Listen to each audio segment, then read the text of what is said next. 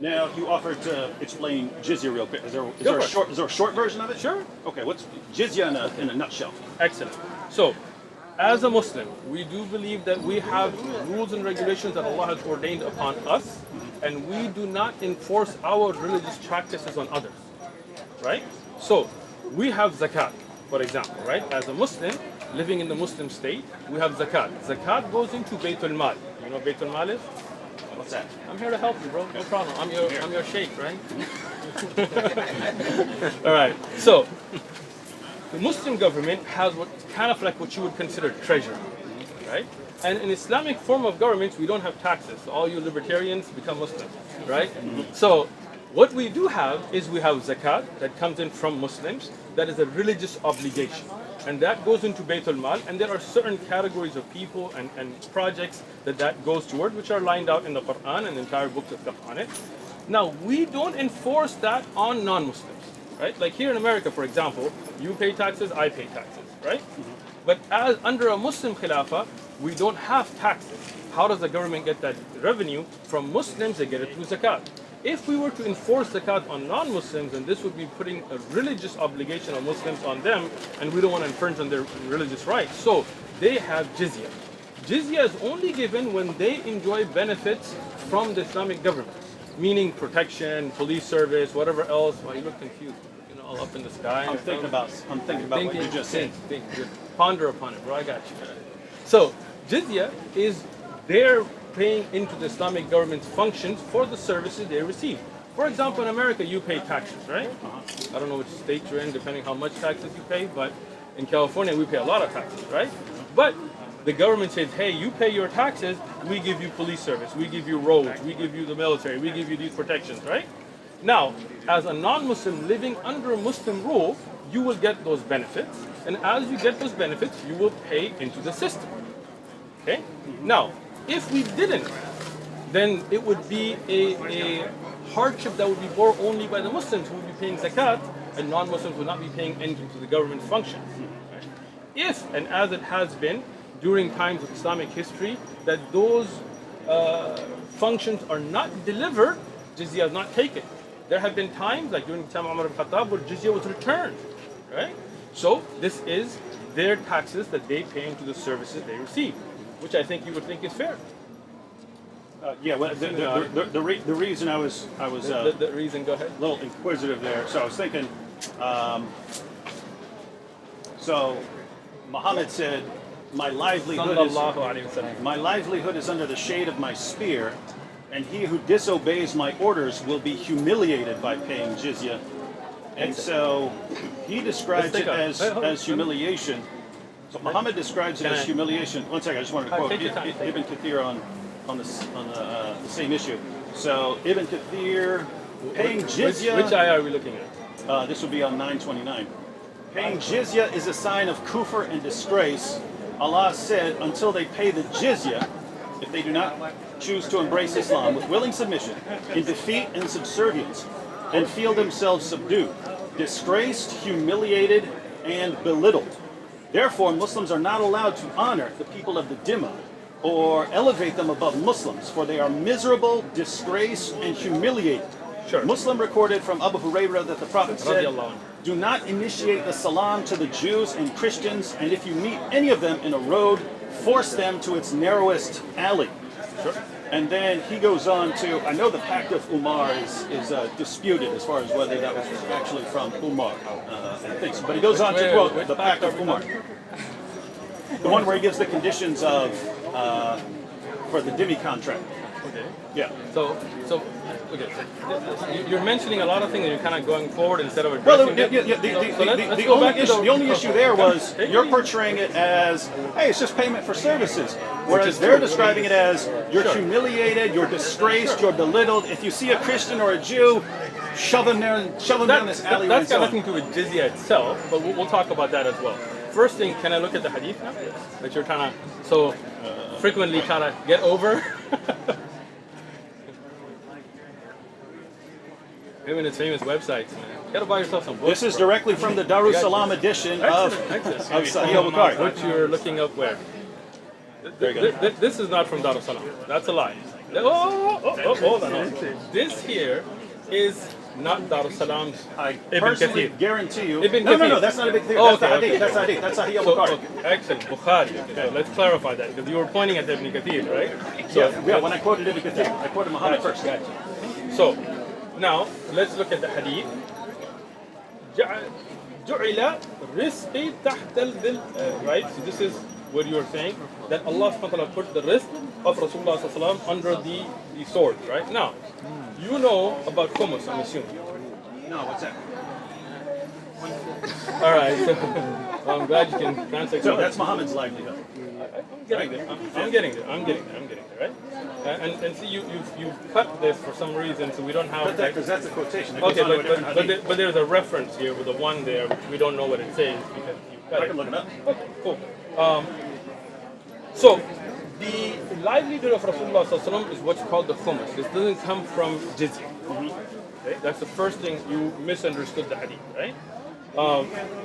This is why we have al-waw here to show a different subject that's coming up. Okay? The livelihood of Rasulullah does not come from ghanima, it does not come from zakat, it does not come from sadaqah, it comes what's called the khums. The khums would be that if there is a battle, from the spoils of the war itself, not the jizya later, from the spoils of the war, you would take 1/5 of that to be given to Rasulullah sallallahu alaihi wasallam, so he could then spend it upon the people and upon his expenses and so on. Right?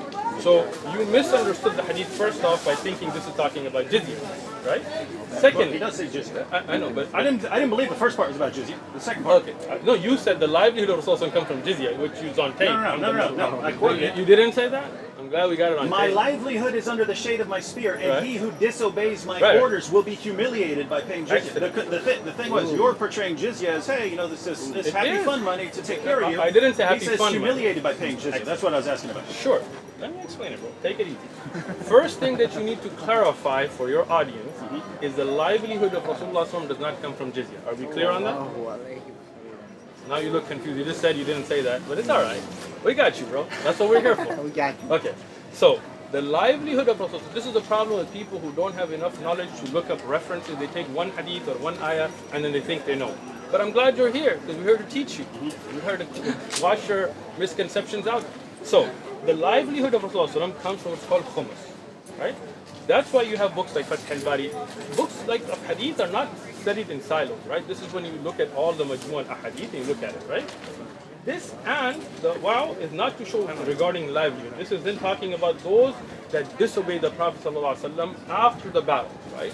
Because jizya is only on those that are there. Now, as I said, if Muslims, and we'll look at Ibn Kathir in a second now, right? If Muslims were paying zakat, right, and the non-Muslims were not paying anything, right, would you agree that that would not be fair? In a situation where people are benefiting from the arrangement. Right, we already mentioned that, right? So if you are under protection of the Islamic State, right, the defense, police, roads, all those services are being given, Muslims are paying zakat, okay? Non-Muslims are not paying anything. Would you consider that fair? None of that is the point. The Okay, point, no, the point is, it is the jizya point. is the humiliation. It is the point. Jizya is the It humiliation. is the point if you would listen, right? So you want to jump because you know it's going to become clear, but I'm not going to let you jump. You're going to be in your place, son. So here, I'm asking you a question. In the Islamic Khilafah, you have Muslims and non-Muslims. You got Muslims paying zakat. Zakat is going to Bayt al-Mal, which you didn't look up any of those ahadith because you didn't really want to learn. You just wanted to make this video, but I got it. No need to keep insulting. No, I'm not I brought insulting. this That's not to an let insult. you explain. That is not an insult, right? That is letting you know what you did and how we're going to clarify it, right? So, if you look at the ahadith about zakat, for example, which you didn't look up that bab for some reason, right? Because then you would see that the Muslim he humbles himself, right, willingly, right, by paying zakat, right or wrong, right? So when you pay zakat, and that money goes into the system, and then from yatam and masakin and even non-Muslims that you can give zakat to as you look at the conditions given in the Quran, and a non-Muslim living there in that society is not paying any of that. Would you find that to be fair? No, you should be required to. Excellent. Again, Excellent. None of that's the issue. Excellent. It is the issue. It's the humiliation It is the issue if you You wouldn't can- say that Muslims are humiliated by paying zakat. I would say that we are humbled but willing. Humiliated. I'm explaining. There's a difference, right? If I pay taxes willingly, right, then I am humbled by having to pay taxes. If I choose not to and the government forces me to pay taxes, I am humiliated by them forcefully taking it from me. Correct? Yeah, I got you. So, when you're living in a Muslim Khilafah and the Muslim pays zakat willingly, right? They humble themselves. If not, and this is where you're missing, right? In the time of Abu Bakr radiallahu anhu, when the Muslims stopped paying zakat, you know about this? Son, you don't watch my videos. Wait. You don't watch my videos. Go over that again?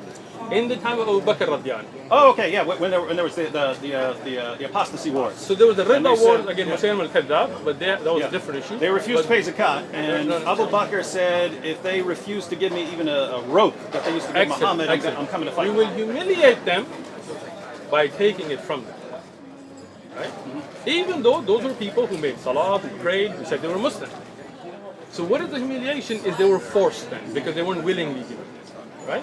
So here in the hadith, it clarifies that as well. As a Muslim, I'm not humiliated with zakat because I pay zakat willingly. If I do not, then the Khilafah will force me and humiliate me by forcefully taking the zakat because that is the haqq, that is the right of the poor. But Ahlul Dhimma, that would not be paying, then they would be forced to pay the jizya because it would not be fair, as you have already agreed. So that is a humiliation. So when Ibn Kathir says, So let's get to Ibn Kathir. Let me he says paying jizya is a sign of kufr and disgrace. So, what website is this? You and your website. If you had told me, I would have brought Ibn Kathir's actual book, the bring it. volumes. But This is the same as Darussalam. This is Darul Salam's print? No. That's I believe it's Yusuf Esdi's website. Yusuf Estes says the tafsir? Okay, anyway. No. So let's go. I believe that's his So site. go ahead. Where were you? Just start at the beginning. Paying So- jizya. Until they pay jizya and they do not choose to embrace Islam.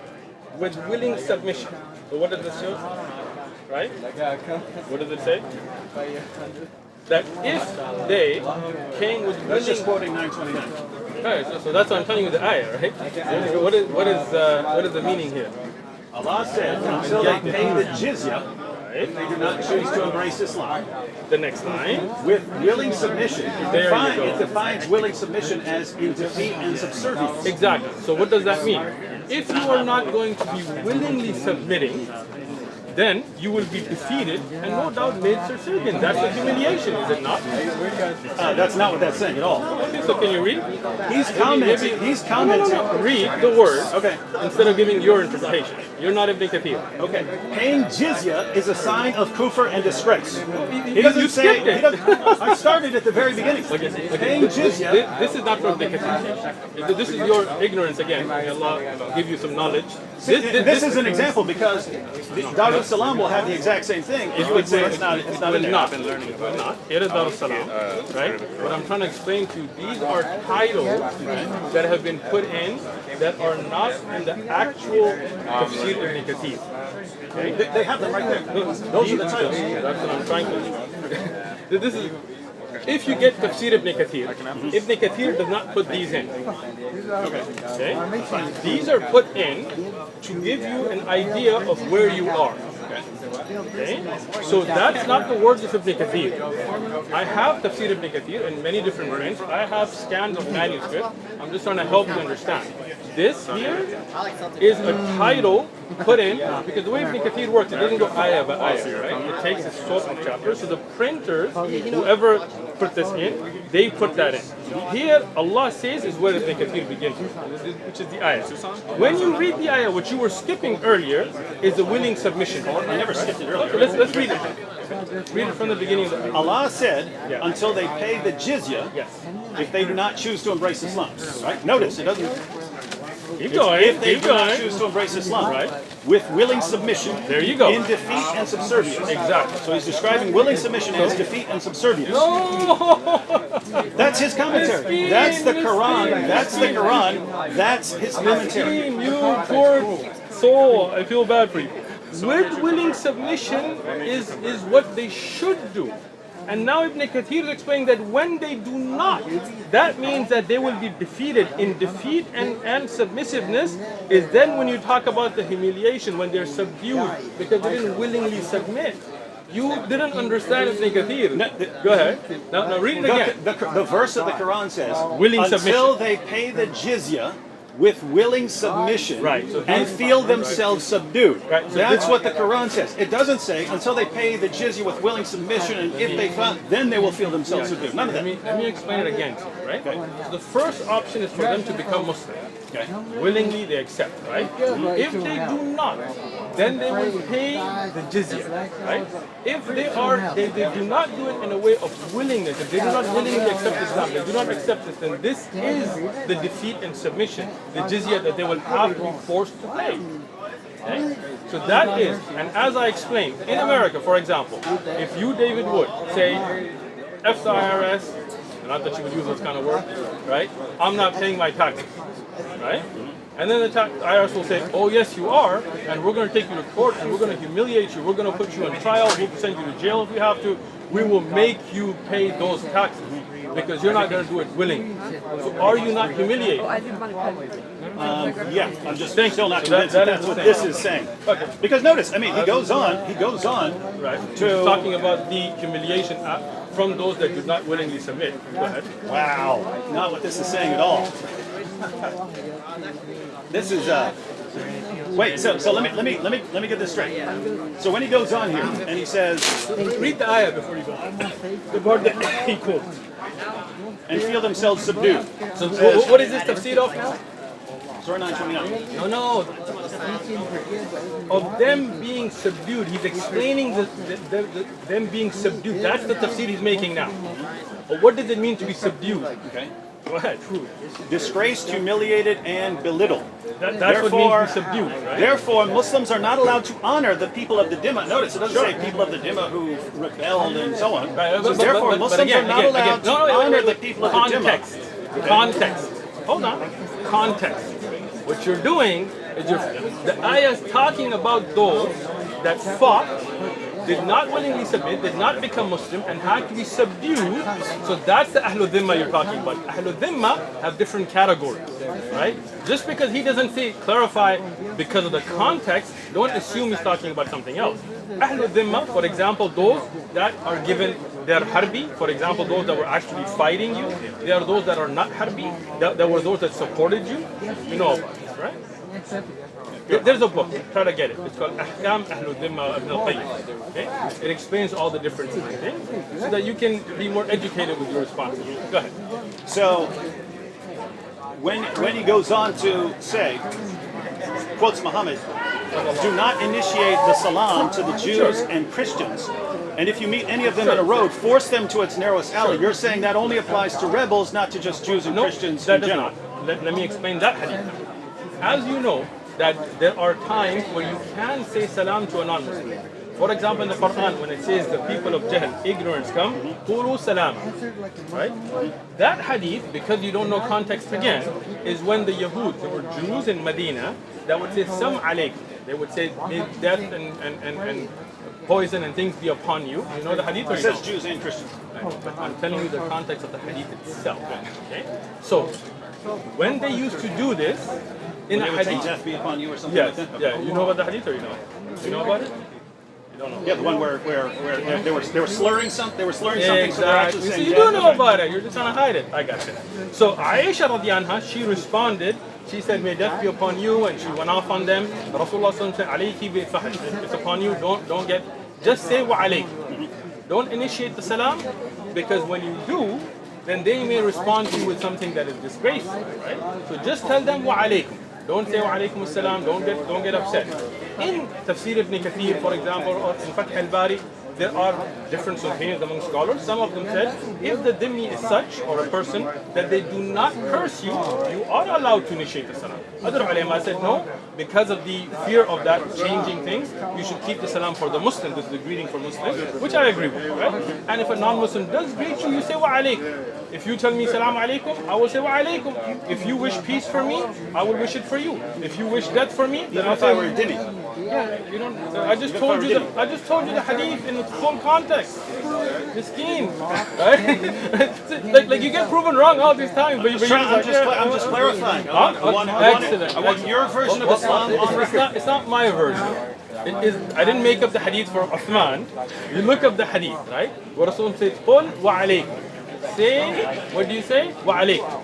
So even as a dhimmi, you're not a dhimmi because you're not living in the Khilaf anyway, but as a non-Muslim, if you come to me and you say Assalamu alaikum with good intent, I will say Wa alaikum. If you wish salam for me, I wish salam for you. But if you try to curse me with those words, then I will say Wa alaikum, and whatever you wish for me will come back to you. What about the hadith where Ibn Umar, someone gives him the salam, he says salam, and then he goes away, and then it was told to him that was a Jew or something like this, and he comes back and he says, "Give me back my greeting." Show it to me. I'll have to look it up. Then look it up, and then we'll look at it. Okay. All right.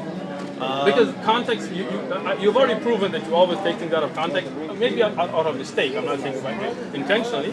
So I want to see the hadith and we can explain it. Okay. This hadith about saying salam, you can look it up on Islam QA, whatever that's the website you're familiar with, and it talks about the conditions where you can say wa alaykum as-salam and which ulama take opinion. And if not, as I said, I have Fath al-Bari, the Sharh al-Bukhari by Ibn Hajar. He explains it as well, so you can open your mind. So now, when you talk about jizya, if you're looking at it just from the perspective of one ayah, one hadith, this is where you misunderstand the full concept, right? But when you look at it from the full context of how it's implemented, right? In implementation, if you are non-Muslim, living in a Muslim land, enjoying the services provided to you by the Islamic government, right? In response for those services, you pay into the system, right? Me as a Muslim, I pay zakat, you pay jizya. Do you see any problem with that? No, I have no problem with paying government. I'm glad you don't. So, no problem with jizya. Jazakallah khair. Next. Oh, problem with jizya. Oh, okay. You just said you don't. I just am not seeing any of that in the source. But what do you think about the pact? Let What do you think about the pact with Umar? Let me explain that. Okay. Regarding when you say you're not seeing that, which book of fiqh of jizya have you studied?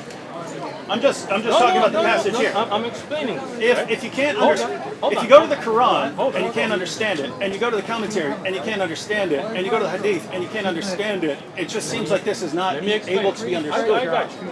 When you talk about learning law, you're talking about Islamic law, right? Right?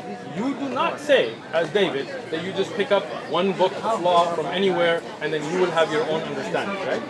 You are not reading a book of implementation of jizya, right? You're not, right? What you're doing is you found these verses, not randomly, you found them. Here's a verse. Right, but how did you get to the verse? Let me look up Ibn Kathir. Wait, how did you get to the verse? Reading the Quran. You were just reading the Quran randomly and the ayah came?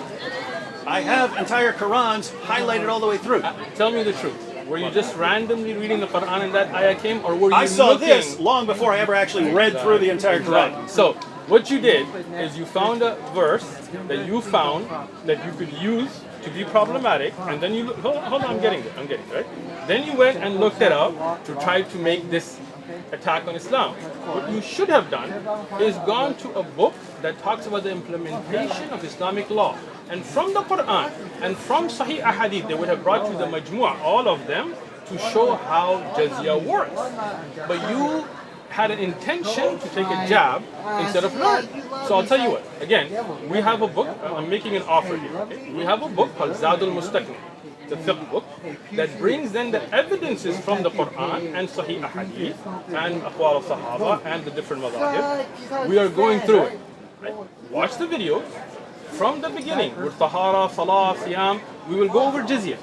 We will go over jihad, qital, offensive, defensive, all of that, right? With not just one ayah, but looking at all of the ayat, looking at all of the ahadith, and the scholarly deduction of ulama, so you can learn. Now, I am going to prove that everything you just said is complete nonsense. All right, cool. All right. With Ibn Kathir. So according to Shaykh Uthman, according to Shaykh Uthman. I like how you're getting all dramatic. Yeah. Get with it. Go, girl. According to Shaykh, I never called this man a girl. I'm just saying go, girl. I'm not saying you're a girl. All right. So Do not initiate the salam to the Jews and Christians, and if you meet any of them in a road, force them to its narrowest alley. Shaykh Uthman said here in the presence of everyone on video that this is only referring to the people who refused to pay the jizya, and therefore things had to get harsher for them. All right. Hold on. You made a point. Hold on. First thing, on the video you just lied upon me. So I told you that hadith about the salam was not in reference to jizya. That hadith, I gave you the full version, but you ignored that, right? Instead, yeah, but I asked you wouldn't do that with even if I was a dhimmi. I told you with a dhimmi, ghair dhimmi, that hadith does not mention dhimmiya. You are saying that I said this is about the dhimmi, and I, on video... Ibn Kathir said it's about the dhimmi. No, he didn't. He was explaining to you the context about the relationship with the dhimmiya. He did not say that it has to be the dhimmi. But you said this is about the people who have refused to pay I jizya, did so not. that would be the context. I did not. No. You're saying that his commentary here. No, I'm not saying that hadith. I'm saying if you're saying that this is about people who've refused to pay the jizya, and he quotes it, then that means he would be in that context. Unless you're saying he's wrong and quoting this out of place. Let me explain this to you a third time. Okay. But if you could actually, right now, this ayah was talking about those that are subdued. Okay. Past that, Ibn Kathir is giving you general context. Okay. Right? All Now, I made it very clear that this hadith was not about a dhimmiya, but general, and I gave you the reference about the hadith of Aisha radiyallahu anha, Yeah. and you ignored that. I'm fine with that. No, I got that. I thought you were also applying it. I stand corrected, but Ibn Kathir is still going to correct you here. That few minutes of him saying that he's going to destroy everything I said, he We didn't stands get to it. corrected. We didn't even get to it. All right. Get to it, bro. This is why the leader of the faithful, Umar bin al-Khattab, may Allah be pleased with him, demanded his well-known conditions be met by the Christians. These conditions that ensured their continued humiliation, degradation, and disgrace. So ongoing humiliation, degradation, and disgrace. The scholars of Hadith narrated from Abdur Rahman that he said, I recorded for Umar bin al-Khattab, may Allah be pleased with him, in terms of the treaty of peace he conducted with the Christians of Asham.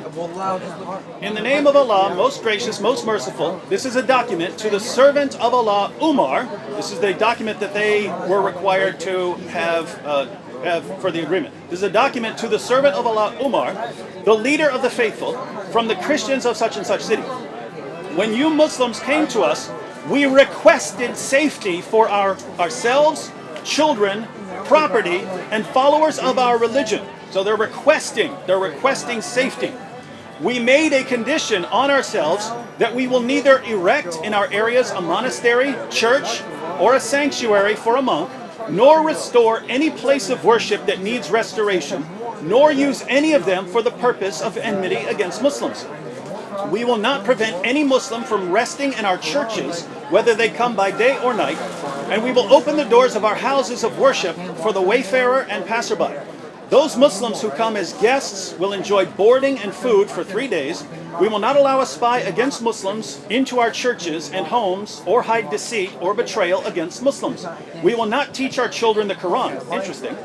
We will not teach our children the Quran, publicize practices of shirk, invite anyone to shirk, or prevent any of our fellows from embracing Islam, if they choose to do so. We will respect Muslims, move from the places we sit in if they choose to sit in them. We will not imitate their clothing, caps, turbans, sandals, hairstyles, speech, nicknames, and title names, or ride on saddles, hang swords on the shoulders, collect weapons of any kind, or carry these weapons. We will not encrypt our stamps in Arabic or sell liquor. We will have the front of our hair cut, wear our customary clothes wherever we are, wear belts around our waist, refrain from erecting crosses on the outside of our churches and demonstrating them and our books in public in Muslim fairways and markets. We will not sound the bells in our churches except discreetly, or raise our voices while reciting our holy books inside our churches in the presence of Muslims, nor raise our voices with prayer at our funerals, or light torches in funeral processions in the fairways of Muslims or their markets. We will not bury our dead next to Muslim dead or by servants who were captured by Muslims. We will be guides for Muslims and refrain from breaching their privacy in their homes. When I gave this document to Umar, he added, we will not beat any Muslim. These are the conditions that we set against ourselves and followers of our religion in return for safety and protection. If we break any of these promises that we set for your benefit against ourselves, then our dhimma, promise of protection, is broken, and you are allowed to do with us what you are allowed of people of defiance and rebellion. So, short recap. Ibn Kathir here. Ibn Kathir explains how his well-known conditions that ensured the continued humiliation, degradation, and disgrace were placed on these Christians. These were not Christians, but he goes on to show, these were not Christians who said, we refuse to pay. We refuse all of this. He said, So let me just, before you... yeah, they came to them and said, we want safety. They're saying, we want safety, we don't want to be fought, we're willing to pay the jizya. And even though they're willing to pay the jizya, all of these conditions, they can't repair a church, they can't do any of that stuff, they can't make their voices loud. You know it's a weak hadith, right? Miskin. Ibn Kathir, under the bus again. Ibn Kathir, under the bus again. Ibn Kathir quoted things that he regarded as reliable. Hold on. First thing, he did not say it was reliable. You lied on Ibn Kathir. No. You're saying Ibn Kathir is deliberately quoting hadiths he regards as weak? Did you notice how he said ru'ya muhaddithin?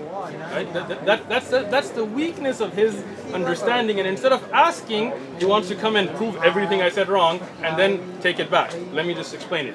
Ibn Kathir is a great book of tafsir. No doubt we have respect for him. But you're great. No, I am not. You have to be if you're schooling him. Relax. Got you, bro. I did not even write a book of tafsir, so Ibn Kathir, Shaykh Uthman. I appreciate the compliment, David, but it is not true. Ibn Kathir, I'm a nobody. But there is a great scholar, Abu Saq al-Huwaini, for example, in Ibn Jawzi's. Are you paying attention, bro? I'm wondering, I had a phone here and that wasn't not mine. My phone. So, good. So, there are books written on the checking of the ahadith of Ibn Kathir. Okay. Ibn Kathir is not Sahih al-Bukhari. It is not a book of all authentic narration. It's a book of tafsir, right? Now, it is a very valued book of tafsir, no doubt to it.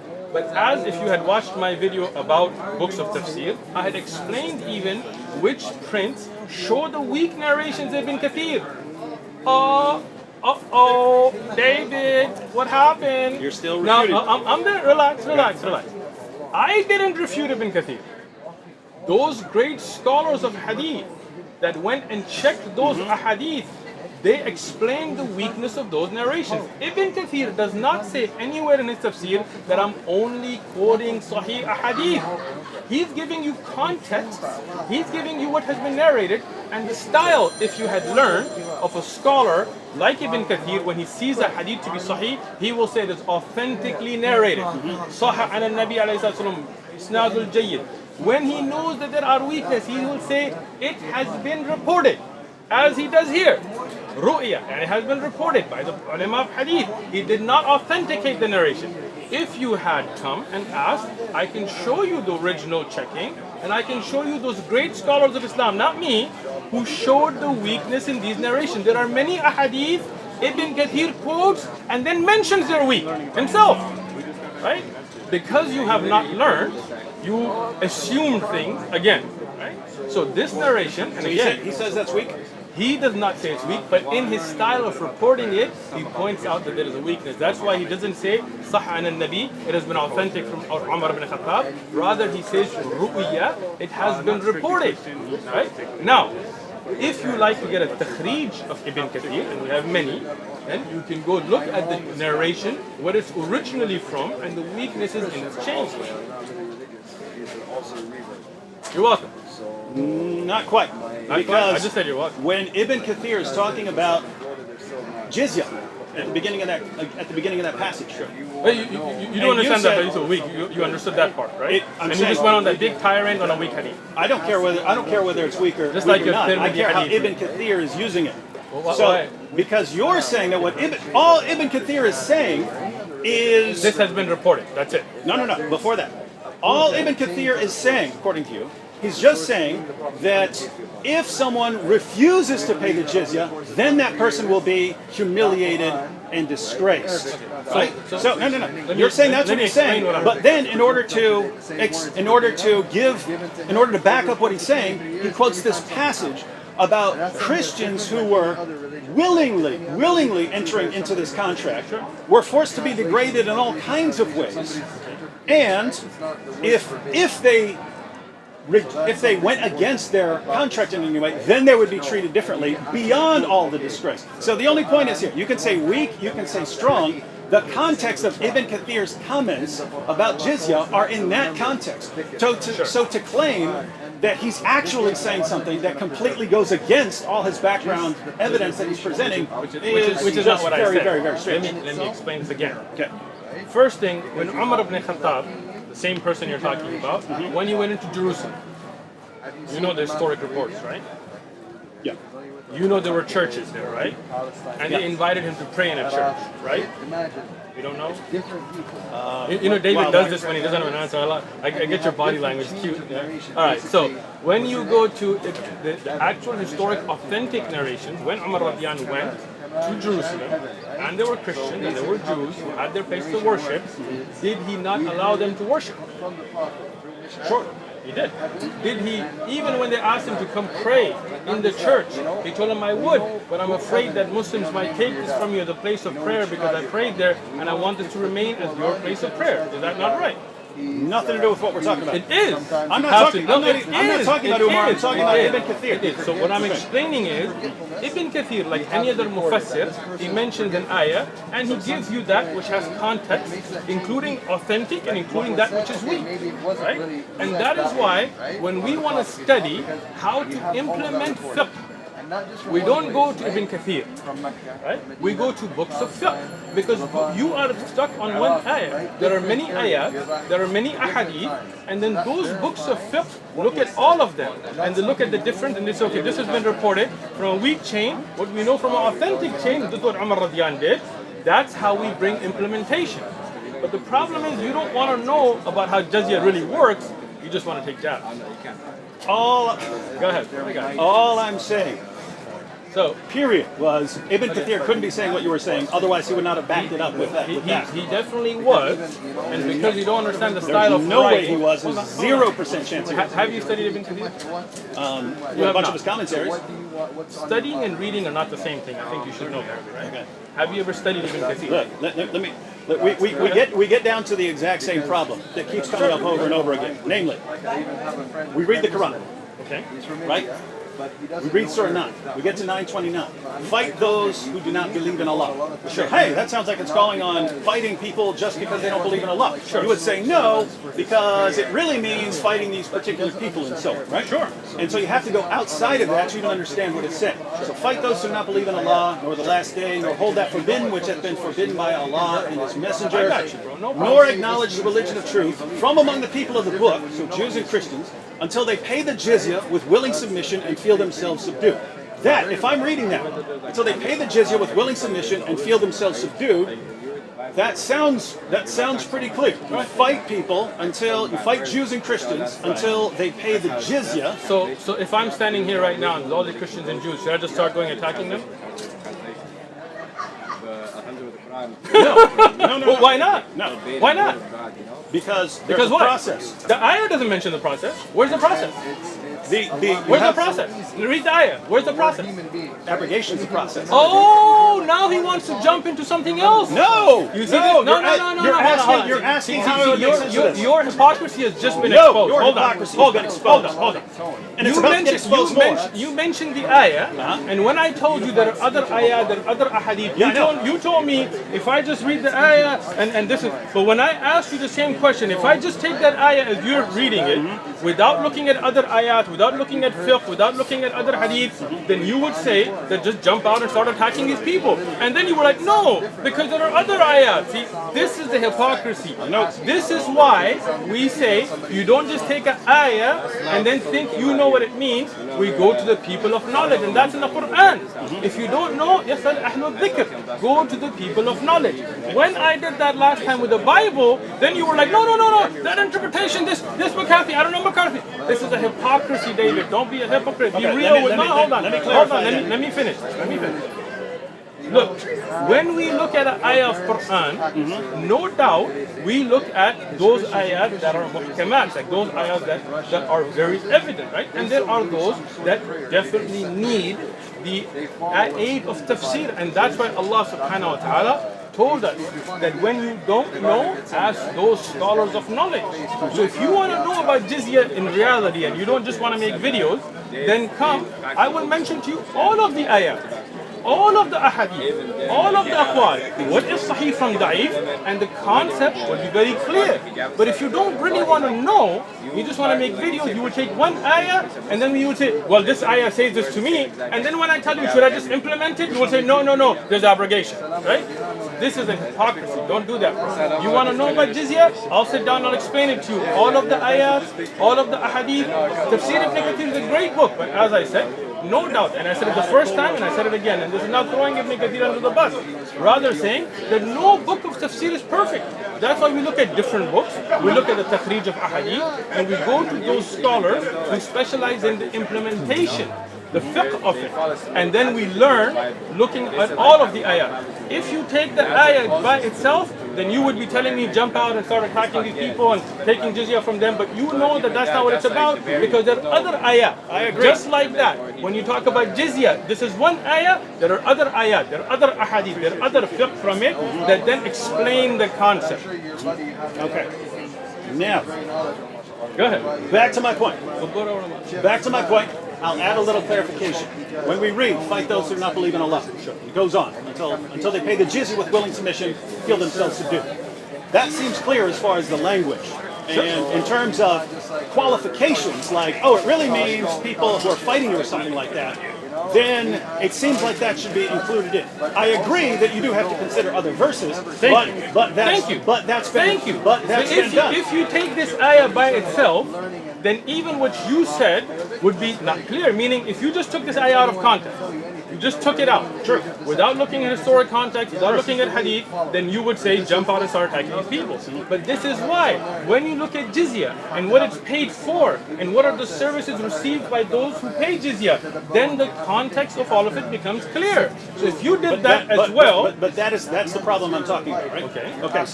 So we read the Quran, right? Okay. And it's not arranged chronologically, of course, but you have these verses like 929, 973, 9123, and so on, which call for fighting people because of their beliefs, right? And you read the context. So you read the verses that come before, the verses that come after, trying to say, okay, what is this? Is there some clarification here or something like that?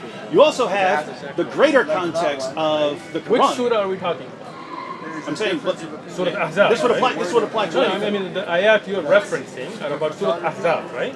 No, Surah At-Tawbah. Surah At-Tawbah is Surah Ahzab. Miskin. Ahzab? What's Surah 33? 33. It's called Tawbah and Ahzab. Got both names. Surah 33? Yeah, Surah 33. Is the same title as Surah 9?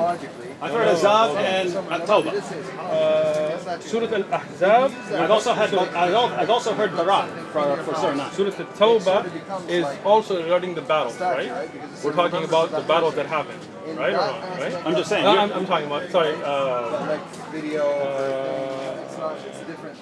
get you the name. But okay, so when you look at Surah Tawbah, for example, okay? Surah Tawbah was in the context of a battle, yes or no?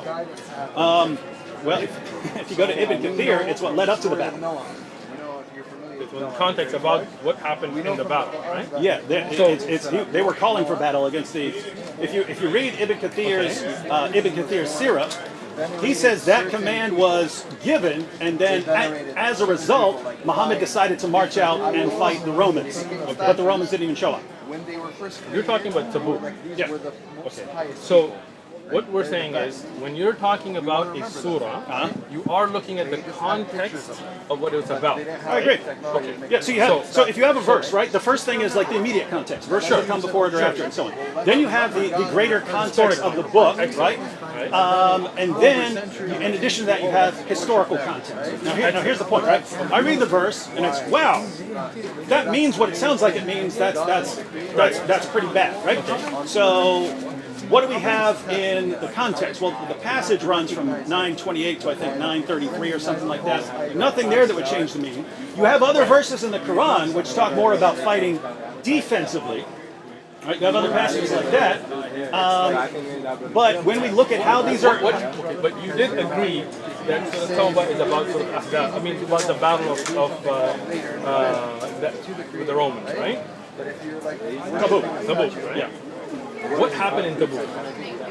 I think the Muslims went to fight and the Romans were there. But why did the Muslims go to fight? Well, according to Ibn Kathir, because of that. No. According to Ibn Kathir, here's the context. According to Ibn Kathir in his Sirah, right? Sure. So, in 928, the commentary for that was the Muslims were worried because Muhammad said that the pagans can no longer approach the sacred mosque, right? And it says that the Quraysh became concerned that this was going to hinder their profits from trade. We're not going to be earning the same money. People aren't allowed to come here anymore. They might not like us anymore. They're worried that this is going to interfere with their profits from trade. You're talking about the Quraysh. That's not 28. Mecca. Yeah, that's after conquering Mecca. So after they convert. So now they're worried that this is going to interfere with the profits from trade. So Allah says that He can still enrich them. And then the very next verse, how's Allah going to enrich us? Fight those who do not believe in Allah. Right? And you go through the entire passage. It's we're fighting these people to make money off of them. And at the end of it, he says, therefore, Muhammad marched towards Tabuk to fight the Romans. Let me explain that to you again. If you had actually looked at books of history in Tabuk, there were attacks on Muslims in Sham. You know about this, right? Nope. What can I do with people? Let's see where it's at. All right, so I have a video about Tabuk. Okay. I give all your references in it, books of history, authentication. Watch it. Right? I'm interested in that one. Good. Send me that link. I'll send you a link. Okay. You didn't give me your number last time. If you know the title, then I'll show it to you on your phone today, so then you can watch. All right. On top of that, you also know that there are authentic reports that there was a Roman army that was being prepared to attack Medina. Right? No. So this is the problem. Never seen that one. This is the problem. How have I never seen that one? No, it said there's an army in Syria. They're at war with the Persians. Where's this talking about? Where does it say they were planning to attack Medina? So if you like Ibn Kathir so much, get Bidayah wa Nihaya. Bidayah wa Nihaya. You never heard of Bidayah wa Nihaya? No. I mentioned it to you last time. If you're a good student. By the way, my student's not on it. You're proving my objection with everything you said. No, I'm not. Let me explain it to you, right? Once again, when I looked at the verses from the Bible, you told me you have to look at context, the old covenant. I agree. Same thing with the Quran. Excellent. So, when I look at, for example, here, I'm just going to give you an example, right? Deuteronomy, chapter 25, verse 11. If two men fight together, and the wife of one of them draws near to rescue her husband from the hand of the one attacking him, and puts out her hand and seizes him by the genital, then you shall cut off her hand, and your eye shall not pity her. So if I was to read up and down this verse, in this chapter, I do not find any context other than that that's what we should do, right? But then you will tell me this is the old covenant and the new covenant, and then this writer said this and this, right? So you will take me to other than the chapter itself and the verses around it to explain it to you, right? But when I do the same for you about Quran, the hypocrisy comes out, right? Here, okay, show me here. Why can I not do that today? No, show it to me here. Do you remember? Do you remember? Because it's in the Quran. Okay. Where the Quran quotes a Jewish teaching. Surah 5, verse 32.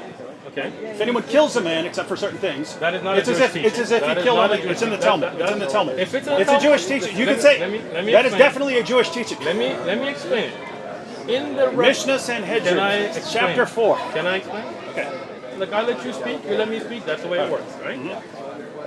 When you say that ruling can be found in Jewish scriptures, I have no problem with that. But that is a ruling in the Quran. Yeah, that's not the point. That's not the point. The point was whether you're aware. Let me finish. In the Quran, that is not taken as a Jewish ruling. That is the hukm of Allah that Allah has ordained upon us. Okay?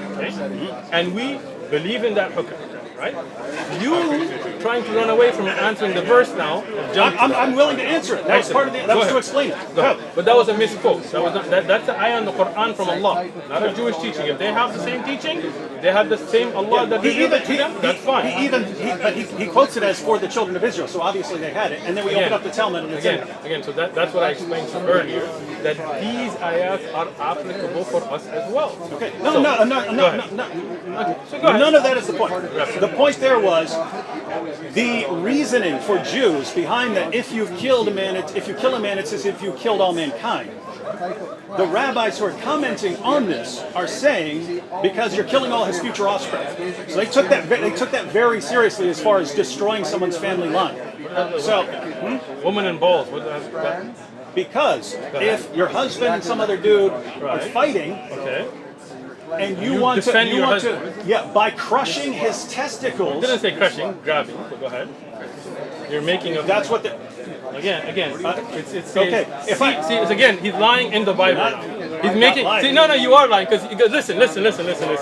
Everybody that has a Bible at home. No. You're caught today again, David. Again. No. Everybody that has a Bible at home. If you grab him by the testicles, could you be Deuteronomy. destroying his family line? No, not You can't. necessarily. Not necessarily. Could you be- Could you- Hold on. Deuteronomy 25:11. Does it say crushing or seizing? If you're You are lying into if you your own gra- Bible. if Read it. someone, oh my goodness, if you reach down and grab someone by his testicles Doesn't mean- in the middle of a fight, Bro, you were in jail. You did some time. You probably kicked some dude in the nuts before. Doesn't mean you can't have kids anymore. This is a very you could, harsh. right? In a fight, you're grabbing him by the testicles. Are you saying this is applicable today? no. Why not? I don't see that in this verse or in this chapter that it's not applicable.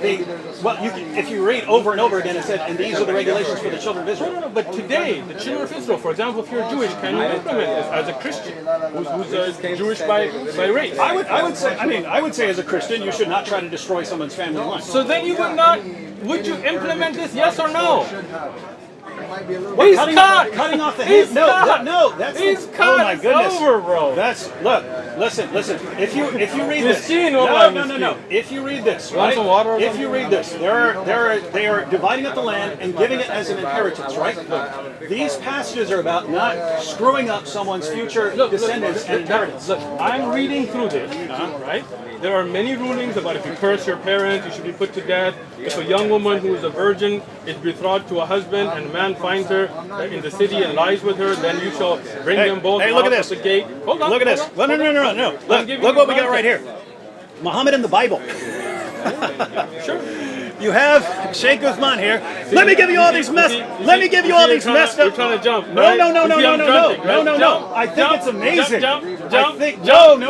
You Let jump me to finish. this. You jump to this. This is the same But verses. you're saying this should not be Same implemented. chapter. You're saying this should Let not be me- implemented, but you're defending.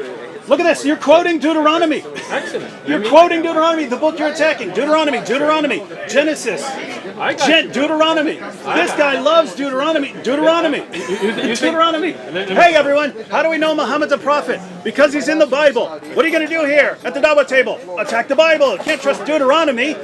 We can't okay, trust go ahead. I'll Deuteronomy. let you speak. How do we know Muhammad's a prophet? Because he's in Deuteronomy. And they don't get it. I'll wait This is for him. amazing stuff. All right. I'll let All him right. speak. Go ahead and attack the Bible I'll that let you you're speak. defending. Go ahead, speak. Go Go ahead. Attack the Bible that you're done? defending and that your prophet You're done, defended bro? and believed in. You done? Yeah. You are done. Yeah. Muhammad in the Bible. He thinks my name is Dr. Jamal Badawi. You're distributing the tracts. You don't believe in them? You don't believe in the tracts? I believe in them, but I didn't write it, so don't think that I wrote it. Now hold on. Let me explain this to you now. Go ahead. It's in Spanish. You want the English? Go for it. Brief illustrated guide to understanding Islam. Oh, look at him trying to get away from this. No. You think I'm gonna let you know? I think it's amazing All right, now. that you attack the First book thing. that you're using for your dawah to defend your prophet. First thing, let me reference this, all right? Okay. I personally have not researched enough on the reference to the Prophet Muhammad sallallahu alaihi wasallam in the Bible to be making that claim myself. There are other scholars who have, and they have written on it, and this is for them, and I have no problem with it. That does not mean that we believe everything in the Bible is true.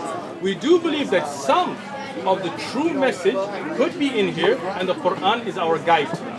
So we're very clear on that. What I was trying to show you here, Biblical prophecies. You see that? I just you wanted see to that? check. You see that? Biblical You see that? prophecies. You see Wait, that? wait, He wait. doesn't want to Look hear at the it. first He passage doesn't you wanna hear quote. it. Look at He the doesn't first wanna hear passage. it. Deuteronomy. You don't wanna hear it. You're about to attack Deuteronomy when Deuteronomy is the defense of your am prophet. not. I am not. Go ahead, attack Deuteronomy, the book where we find your prophet. Are you done speaking? See, like I asked you if This you're is done. awesome. I asked you if you're done. This is awesome. And he said he's done, but he won't let me speak. Do you notice that? Anybody else I notice notice when Shaykh Uthman gets right. nervous, he starts. Oh, you think I'm nervous? You better be nervous. You better be nervous. How do we know Muhammad's a prophet? Because he's in the Bible. What book are we attacking? The Bible. I can tell you're nervous because you're not letting me speak.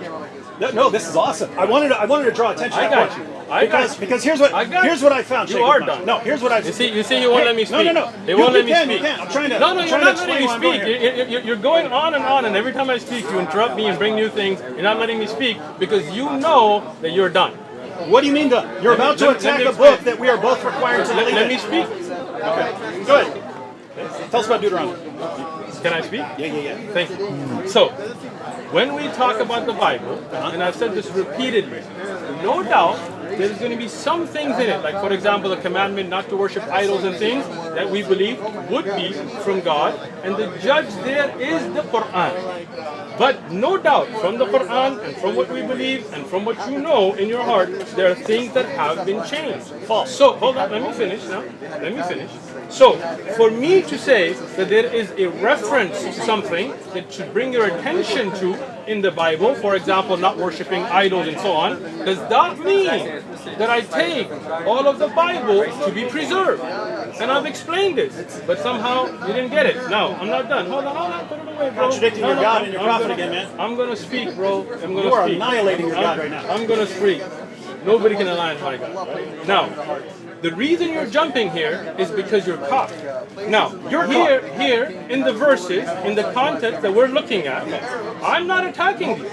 All I asked you as a Christian is, should we implement these today? They are in the Bible, that if two men fight and a woman seizes, not crushes, the balls of another, protecting her husband's life, her hand should be cut off and no eye should pity her. But you couldn't answer that, so you try to jump. I said no. It should not. Well, be why implemented. not?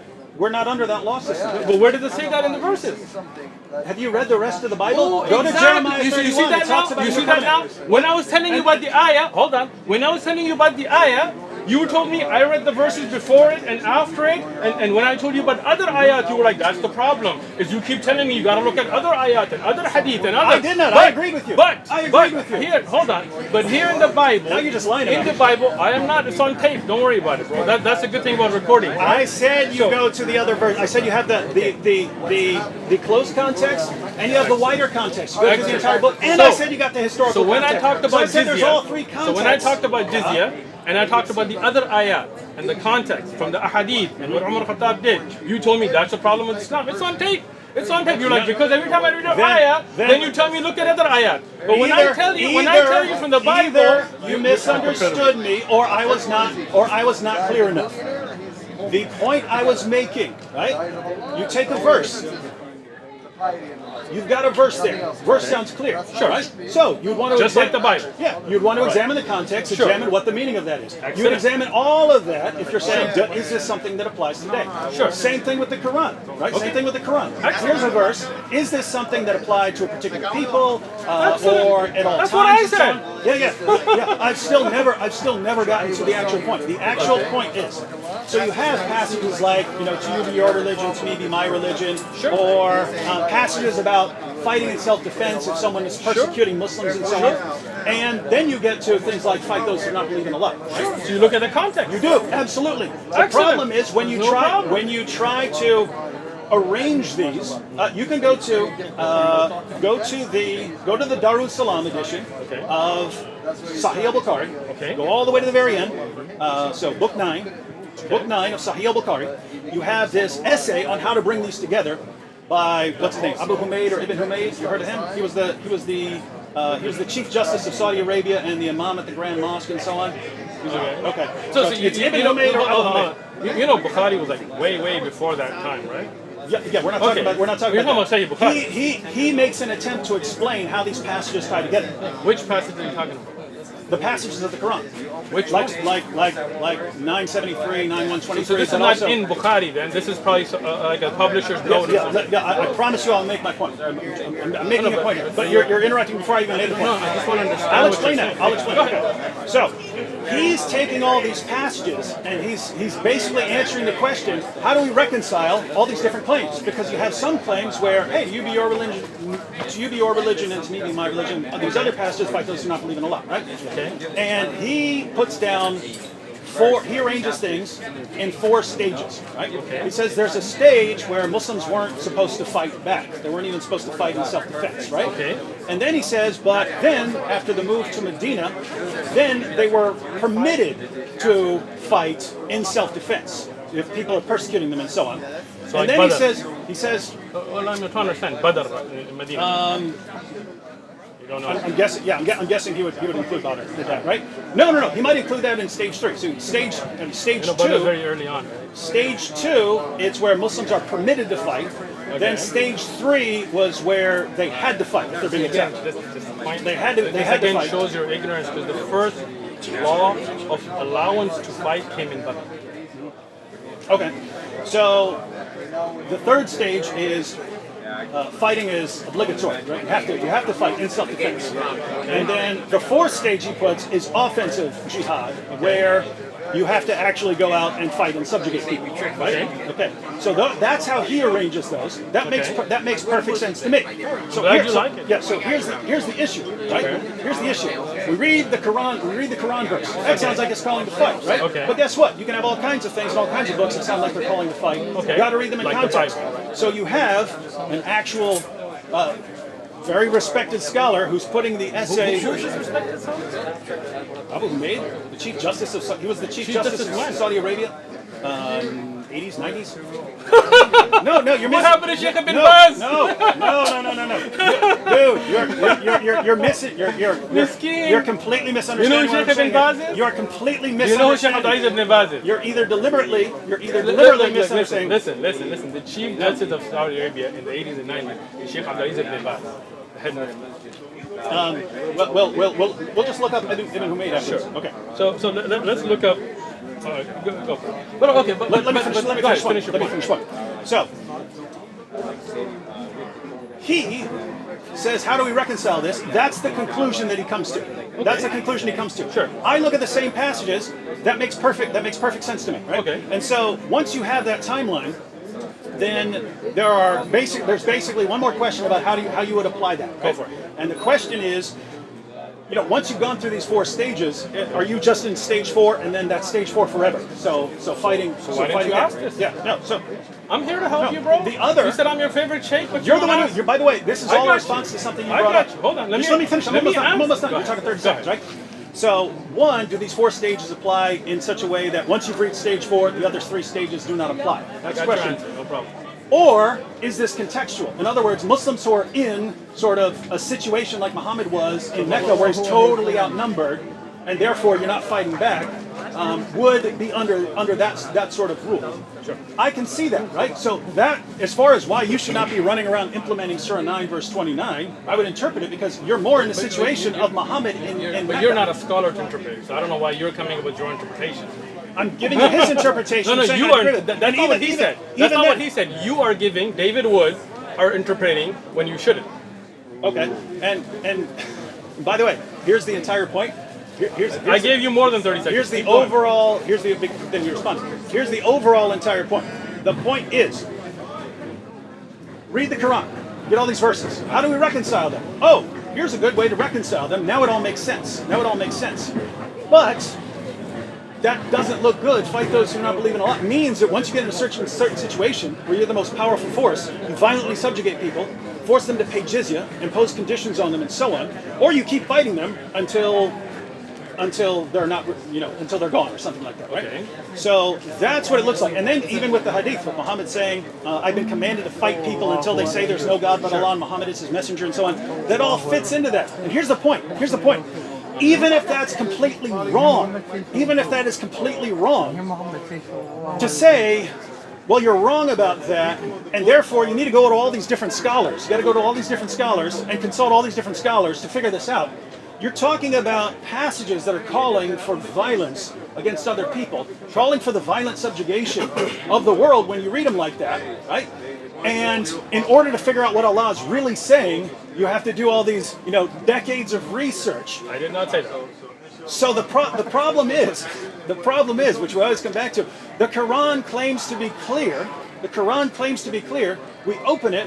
Well, we got some problem on understanding these verses. How do we reconcile them? Well, you reconcile them in a way that constantly escalates the violence. And if that's wrong, how do you know what you're supposed to do? Well, you're supposed to spend a lot of time going to all these scholars, but that means that it's just not clear. So we're not talking about reading the context or reading the entire book. You have to go outside of the book, and then when you get to the hadith, then you have to go to the outside of the hadith, and you have to go to all these scholars. But that is a lot of work to understand who I'm supposed to kill and who I'm not supposed to kill. You know what I mean? Are you done? I'm done. You are done. Now, as I said, you know that I'm not nervous because I let you speak respectfully. And you know you are nervous because you keep interrupting me. So let's see if you interrupt me now. Let's try it now, right? So, now, as I told you from the beginning, the Quran clearly tells you, if you don't know, يَسْأَلُ الْأَهْلُ الذِّكْرِ, ask those who know. I didn't tell you you have to go and do tens and years of research. All you got to do is go to somebody who is learned, who is scholarly, who has knowledge, and say, Shaykh, I read this ayah, I read this hadith, what is the context? How do we implement it? What verse is that? Hold on. No, just what verse is that? Everybody knows the ayah. No, what verse is that? Look up the ayah. إِن كُنتُمْ لَا تَعْلَمُونَ يَسْأَلُ أَهْلُ الذِّكْرِ. I was thinking 21:7. Hang on. Okay, so can I finish now? I just want to make sure that you're presenting that correctly. Yo. But you can go ahead. I'm just going to look it Bring up. the ayah. If you don't know, ask those who know. We memorize the ayat, we don't really look at it. So can I continue, or is your nervousness not letting me speak? No. Right, I just want to make sure. So as I said earlier, and I continued saying, and you're still not listening, that the Quran gives you the solution from all this confusion, which is, when you don't know something, you don't have to go and study yourself for 10 and 15, 20. I never said that. You put that in my mouth. What I said is you go to the people of knowledge and ask them. So not to Allah. Of course, Allah subhanahu wa ta'ala ordered you to do that. Right? So just like when I asked you about the Bible, you told me read the rest of the Bible, and you told me that this covenant was explained by this, and this by this, and this scholar said this. In that way, when we as Muslims read an ayah, we don't assume from it without understanding the fiqh of it. Okay? That's why we go as students of knowledge to shuyukh, and they spend years, 20, 30, 40 years studying all the texts. But not every Muslim has to. Rather, when you go to the scholars, they, having dedicated that life, will explain to the answer in 2 minutes.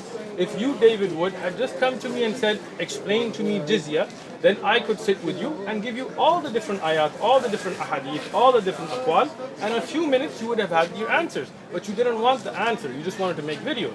If you wanted to know about fighting in Islam, we have whole abwab, whole chapters on jihad and qital, that bring all those verses and all those ahadith that explain what's nasikh, what's mansukh, what's early, what's later, right? So that's not an issue. What you're doing is, instead of looking at the fiqh, the implementation, you're trying to go to these verses. And you are not looking at these verses randomly.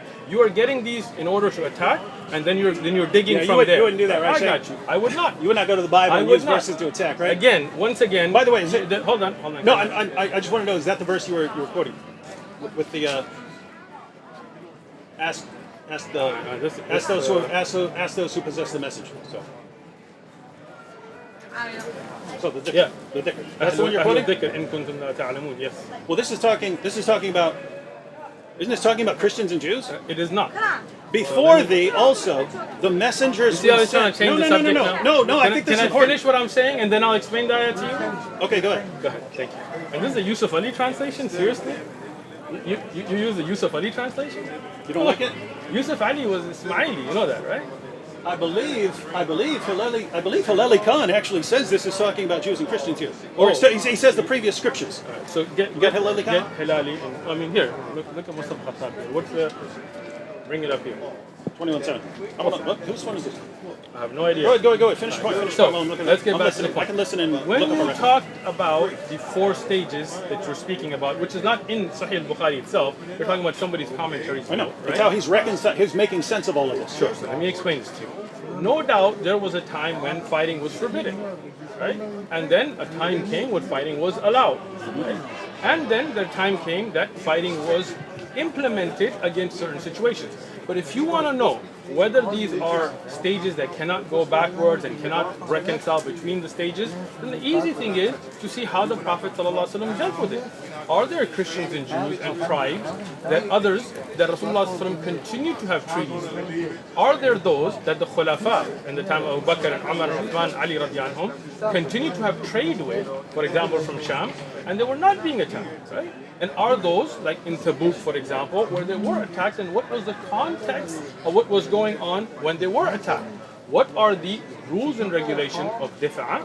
For example, are you paying attention to what I'm saying? Or you're just I'm paying attention. smirking away, right?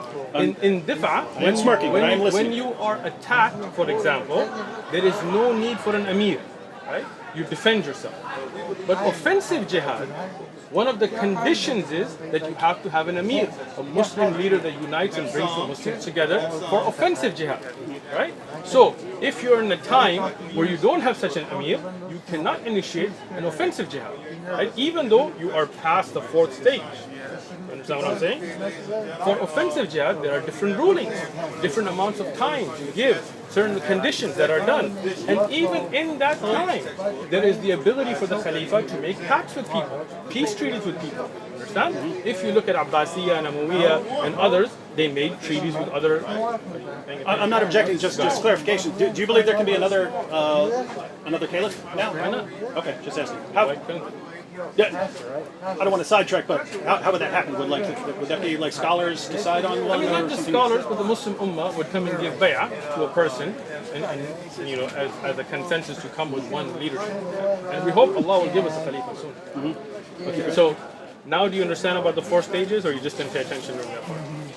I understand completely. I just Okay, good. disagree, and it wasn't really my point. What did you disagree with when I said? The point I'm making. If I were to go to, I'm really confused about these passages. Let me go to a scholar. Yeah, right. go ahead. What if the scholar tells me, yeah, you have these 4 stages, and once you reach stage 4, then there's this. Sure. I go to a different scholar, and he says, what? That's nonsense. What are you talking about? Easy answer for you. Just like a Christian. If I went to a Christian preacher and he told me that God made people in His image, and that's why God was white, and black people aren't a part of God, and whatever, or the Christian pastor here in California that was saying that the pulse shooting was a good thing and gays should be shot and so on. As a Christian, he may be a pastor, but you would say, does that come in line with what he's presenting from the biblical scriptures? So we as Muslims say, Zin bil kitab wa sunnah. Oh, no, listen now, bro. No, when a scholar gives you... You just reached the problem. When a scholar gives you clear evidences from the Quran and Sahih Ahadith, then that's a scholar you should follow. When a scholar misinterprets Quran and you can see the evidence is being presented, but I'll give you an example. Let's say a scholar tells you, light this guy on fire, right? And I tell you, David, don't do it, bro, because Rasulullah ﷺ forbid punishing with the fire, right? So now, which scholar are you going to Allah listen is the one to? who punishes with fire. Right? True. Yeah. So now, which scholar should you listen to? The one who can back it up. There you go. But that means it comes down to the sources. The problem is when we're reading the sources. Of course, but the difference is the scholar understands the different sources, different ayat, and brings them together to explain it to you. You, David Wood, are just Googling one ayah, not understanding the rest, and trying to make your own interpretation. You're acting like this is me. You're acting like this is me. When I'm so for example, in this Surah 21 verse 7, right? So you got Yusuf Ali. Before the apostles we sent were but men. Yeah. I'm giving that as an example. Before the apostles we sent were but men, to whom we granted inspiration. If you realize this not, ask of those who possess the message. Then you read the Hilali Khan, and we sent not before you, O Muhammad, but men to whom we inspired. So ask the people of the reminder, the scriptures, the Torah and the gospel, if you do not know. So anyway, here's the point. This is This is Hillelian Khan, and they're saying what this verse is talking about is asking Jews and Christians who have their book. Sure, right? I got you. So if it's not, that's the point. If it's not what that means, who in the world am I supposed to listen to here? Let me tell you. Okay, good. Is Hilali or Yusuf Ali your person you have asked? No, It is not. Yeah, got them right there. you just Googled it, right? No, They're not- I went to their translation. That's right there. Yeah. You Googled it, right? You I looked didn't. it up. I did not Google it at all. Okay, so you looked it up on the internet, right? Yeah, This that's is what not, it says this in the is Quran. not- Pull it This out. is not asking a teacher. This is you, again, going in, looking at one verse and thinking you understand it, right? If you had asked a scholar, then I would have told you, or I'm a student of knowledge, but a scholar would have told you that this ayah, in the explanation from the Sahaba themselves who were there, explained that no doubt that the people of Scripture had a knowledge about Rasulullah sallallahu alaihi wasallam, and that's why many of them became Muslim. But this ayah is applicable for us as well, and that's why Allah subhanahu wa ta'ala used the word dhikr. You know what dhikr means? Reminder. Right, but what is dhikr in the Quran? Inna anzalnahu. Right there, it Dhikr. applied to the earlier scriptures. But this is the Quran making tafsir of the Quran, if you understand, right? The word dhikr has been used for the Quran itself, And for the Torah and the Gospel. right? Exactly. Okay. Why? Because part of the wahi, right? So under that, the Quran and what is preserved, if we had, from the earlier scriptures, the hadith that is a part of the wahi, those scholars that are well versed in the dhikr, then they are the ones you should ask. So today, if you go to a scholar who is well versed in the Quran, in the hadith, then this ayah is as applicable to us as it was to those that I was talking about earlier, that if you knew, then you should have looked at the scriptures which mention the Prophet ﷺ and accepted it, right? But this ayah is not nasikh or mansukh. Right? This is where the muhkam, the ability to give hukam, continues. Now, if you ask a scholar today who is well versed in the dhikr, in the Quran, in the hadith, then they can give you references and explain the concept. No problem, it's very easy. But instead of going to that route, I want to look up this ayah and think that I know what it means. I want to look up this hadith, whether it's strong or weak, and think what it means. Why not just come and say, hey, I want to understand the concept of jizya from a fiqh perspective. So looking at all of the ayat, looking at all of the hadith, the research that we've already put in, sit down and explain it to you. But you don't want the answer, right? It doesn't work at all. Why does it not work? Because I come to you. Explain this to me. I get a different explanation from the one that I get from Ibn Kathir. Ibn Kathir is not your teacher. You didn't go to- ask Ibn- you look up- again. you look Ibn, up- No, hold on. Ibn Kathir. He is a wrote book of books. He tafsir. wrote books to get his book, I know, to get his views, but right? he was not explaining fiqh here. He was explaining an ayah and things that are related. It was not in the implementation. It's not a book of fiqh. So instead of going to, you didn't go to any other Islamic scholar and ask this question. You went and tried to make your own interpretation based on Ibn Kathir or whatever else. Here, You brought it up. I gave you the answer, right? I gave you the other ayat, other ahadith, but then you didn't like that. You want to continue to make your videos, right? But what I'm Because- saying is, why not come and ask? If you don't want to ask me, not me, go ask another scholar. Sit down with a scholar, a qualified Islamic scholar, and say, I want to understand the ahkam of qital. In our time, what are the ahkam of qital? And a scholar will say, this ayah, this ayah, this ayah, this ayah, this ayah, this hadith, this hadith, this hadith. You don't have to do that research. That's what a scholar does. And with all of that, he'll give you a clear answer. No. But you don't want a clear answer. No. This is the same That's as not- that's not what exactly. happens. Yeah. No, I said, you don't want a clear answer. He goes, no, I don't want a clear answer. Let me give you an example, right? So ahead. you take a verse like no compulsion. You take Truth comes out, bro. You take Truth a comes verse. out, whether You you take like a it or verse not. like no compulsion in religion. Sure. You go to something like A scholar. Tafsir Qurtubi. No, again. Tafsir Qurtubi. Instead of going to a scholar, you're going to Qurtubi, which Notice, you don't you understand. can never read about Islam. You can't just read You the can, Quran, you read the can. Hadith, No, read the Sirah, Just- read the commentaries. just- You'll only be just- misled. You just have to go to a like- person. You have to just go to a person when to tell you. I mentioned about the Bible, you told me you got to look at other verses and other that. You can't just read the Bible. You I can. agree, but you're not telling me to read other verses of the Quran. You're telling me I have to go to a person. I am. But what I'm saying is, if you're willing to dedicate years and years of research, looking at all the different issues, I have no problem with that. But as a student It of shouldn't knowledge, take hold years on. and years of research Hold to on. figure out what Hold this on. verse is saying. Hold on. Listen. You're talking about a whole system of life. You're talking about a penal code. No, You're- I'll be talking about a verse. Like, but- what does this but- verse but- say? But again, the Quran is not just one verse, right? You're talking about something that has the rules and regulations of war. You're talking about those stories of the past, of the future, about prayer and fasting, about dealing with your neighbors. All of that, no doubt, if you want to start implementing it, requires scholarly work. right? There are ulama from the time of the Prophet sallallahu alaihi wasallam, Ibn Abbas, Ibn Mas'ud, that were the scholars amongst the Sahaba. And when a companion didn't understand the ayah, he would go to them. That's why Rasulullah sallallahu alaihi wasallam said, take the Quran from Ibn Mas'ud, Ibn Ka'b, and others, right? So you would go to them. And then when they would ask, then they would explain it not from their own interpretation, from the other ayat of Quran, looking at context, looking at hadith, they would give an answer. Today, for example, if you want to get a medical question answered, you have no problem going to a doctor. You don't say, why can't I just pick up Grey's Anatomy and make my own insertion into my liver, right? But no doubt the hereafter and Islamic laws is something that's complicated because you're implementing. If you just want to read for your own spiritual benefit, read the Quran all you want. But if you want to implement Islamic jihad laws or there's no hudud, scenario where I want to or implement hudud, this stuff. then you need I want to go, understand it. Okay, you want to understand it. Excellent. So when you want to understand the rules and regulations of jihad and jizya and things, you need to go to those who are experts in it. Just like if you want to understand legal system in America, you don't just pick up the Constitution and go, to me 2B means this. No, you go to a legal expert to understand it. Just like the Bible. If you want to understand the Bible, we have people like McCarthy and others who write these. But you even told me, McCarthy, when I pointed out from McCarthy, you were like, that's just one guy. You threw him under the bus. But you would go to a Christian and ask, hey, is this applicable today or not? Is this a proverb? Is this a simile? Is this Jesus giving a direct ruling? Or is this something that has a different meaning? Just like that. But you don't want to give the same courtesy to Islam because David Wood just wants to make videos. Wrong. So, and I know we have to be wrapping up here, but we do, just to explain my perspective here, right? So, back to what I mentioned earlier. And this is not to belabor this particular point, but it's if I were to look it up in the tafsir of Qurtubi, so and look up this verse.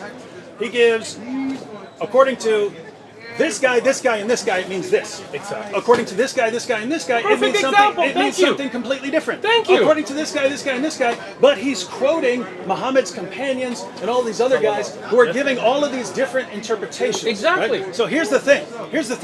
The idea that the further you go back in time, the less they know. To where Muhammad's companions are walking around, the verse means this, and someone else says, no, it doesn't mean that, it means this, and they're giving completely different interpretations. They're applying completely different hadiths to the situation. They're saying in the historical context for this one was this one. The other one says no, the historical context was that. If there's that much confusion back then, the idea, I'm just going to go to a scholar. All the scholar could possibly do is explain why there's so much confusion. Nope. Unless everyone back then, except one particular interpretation, had it correct. And anyway, here's the point. That wasn't the point. I read a verse of the Quran. I read a verse of the Quran. That sounds like this. Let me look it up. So I look it up in the commentaries, and I find that according to Muhammad's companions, they didn't agree on it. There's all these different interpretations. Right? So I go around, look at the relevant hadiths, and you get different interpretations of the verse. And your solution is, well, you have to go to a guy. The problem is, I could go to a guy who favors this guy in the commentaries more than this other guy. And so I'm still going to get, you're acting like if I go to scholars today, I'm going to get this consensus opinion on what this verse means. And I know enough to know that that is not true. You don't. I do. Let me explain to you why. Okay, let me tell you now. Okay. All scholars agree on 929. Are you done speaking? Go. Are you done speaking, bro? Yeah, sure, go ahead. Thank you for nailing your coffin. Let me explain. Most confusing religion ever. It is not. Most confusing because of the lack of your ability to understand one simple concept. When no one could agree on what any of these things mean, but it's not confusing. You see how he doesn't let me speak? Perfectly clear. You see that? All your audience, let him speak. Perfectly clear. How I quietly listen to him because I'm not nervous, but this nervous guy, he keeps interrupting me because he knows he nailed his coffin. Talking for 5 minutes and not getting to his point. Well, because you're not letting me speak. Now, when we go back to Qurtubi, there are riwayat there that are authentic. There are riwayat there that are da'if, that are weak. So this is the job of scholars. Qurtubi, Tabari, Ibn Kathir, they collected all of this.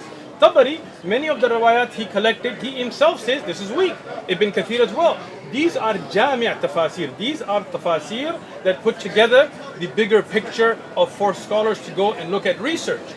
But the problem is David Wood is too ignorant to understand. I'm Let me horrible, finish. evil Let me person finish. Let me finish. who gets Let me confused finish. when I Let me get 10 finish. different interpretations Let me of the same finish. verse. Let me finish. When you look at 10 interpretations, the reason you're confused because you don't have enough knowledge or enough sense to ask a scholar. The scholars, what they do, like my teacher, Shaykh Abdul Salam, he has a book of tafsir where he brings those interpretations and says this narration is da'if, it's weak. This is why it's weak. Its chain is weak. Qurtubi mentions it, but it's da'if. Ibn Kathir mentions it, but it's da'if. At-Tabari mentions it, but it's weak. And then here is what is authentic. What you should have done is started with a simpler tafsir, like for example tafsir Sa'di, which only gives the one opinion. He does not give all these other opinions, which many of the I want to scholars... know all the opinions. Excellent, but then you are not qualified enough to know the weak from the strong, right? Do you know Ilm al-Rijal? You don't, because you don't. Do you? If you're saying that Muhammad's companions, Again, you're saying this. We're getting this you're, wrong. you're saying this again, getting this and wrong. I've explained this. That is not that the Muhammad's companions sallallahu alaihi wasallam are wrong. It's because many of those narrations are weak in their so chain. people were lying about them. They were not lying. Again, They weren't lying. There is a They're difference. not making them up. There's a difference between kadhab, a lie, and a da'if hadith. Right? But when something is not authentically established, we don't rely upon them. You understand? It's not that the companion is lying. It's that people make mistakes. People like yourself. It's a lot of mistakes. People, you make more mistakes than them, so don't get carried away. You took. I don't think so. I don't come up with 10 different interpretations of a single verse. Did. You took Ibn Abbas's narration of one ayah and plugged it somewhere else, right? No, I didn't. Muslims did. No. So they made a mistake. Who made that website? You don't know. You're the one that told me You it's a don't Shia. know. You told me it's a Shia website. Because of the name, right? And his conspiracy theory is that it's actually atheists. Listen, I didn't make that claim. It could be. But you're making a claim it's Muslims without knowing. This is your false assumption, right? But that ayah has not been explained by Ibn Abbas. You falsified that by misreading a website. Now, like that, there are By other trusting people these guys. by trusting somebody you don't know, So which is funny. Qurtubi Anyway. is making the mistake of trusting all these different commentators. No. But Again, notice, once if again, there- notice, no. If Once there's again, 10, no. if Let me there's 10, finish. if Let me finish. Qurtubi gives You see- if Qurtubi gives Fair. 10, if Qurtubi gives 10 interpretations, and these are all traced back to Muslim scholars, right? If he gives 10 interpretations and 9 of them are wrong, Sure.